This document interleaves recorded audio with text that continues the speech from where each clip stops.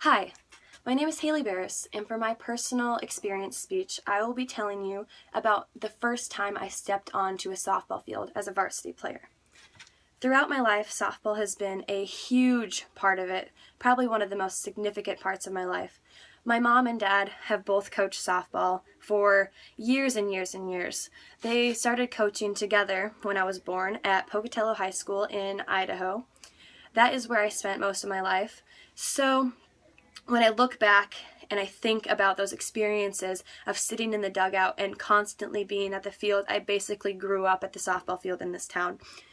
Seeing all these girls and the expressions of elation when they won, and my mom and dad were very successful. They have several championship games in the high school level.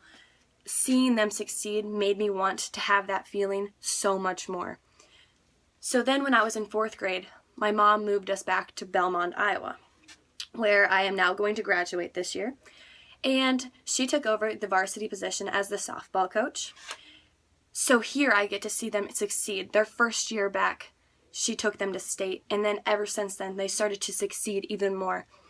So when I was in 4th grade, and I got to be the bat girl for the softball state team for that year in 2008, I was elated. I couldn't wait to be in that position and have that feeling and try to feel like part of the team, even though I was 12 years old. Then, once I got into my junior high years of 6th and 7th grade, I pushed so hard. I wanted to get that experience at that varsity level at the start and continue it until my senior year. I wanted to know that feeling, the nerves, the fame almost, with all the town surrounding you and keeping your eyes on just you. I couldn't wait for that feeling. I couldn't wait to have my mom as a coach to motivate me and push me, but for a reason this time. She wasn't just going to be my mom.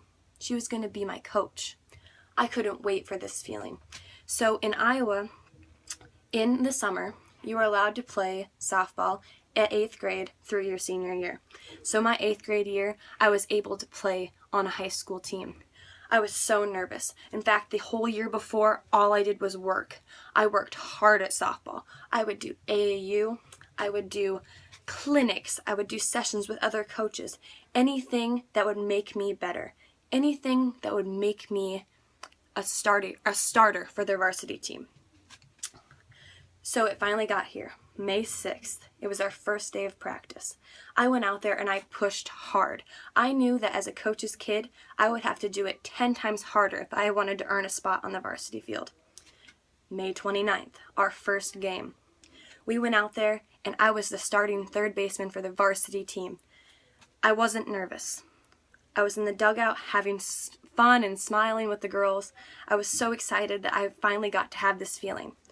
We put our arms in. My mom said, "Broncos on 3. 1, 2, 3."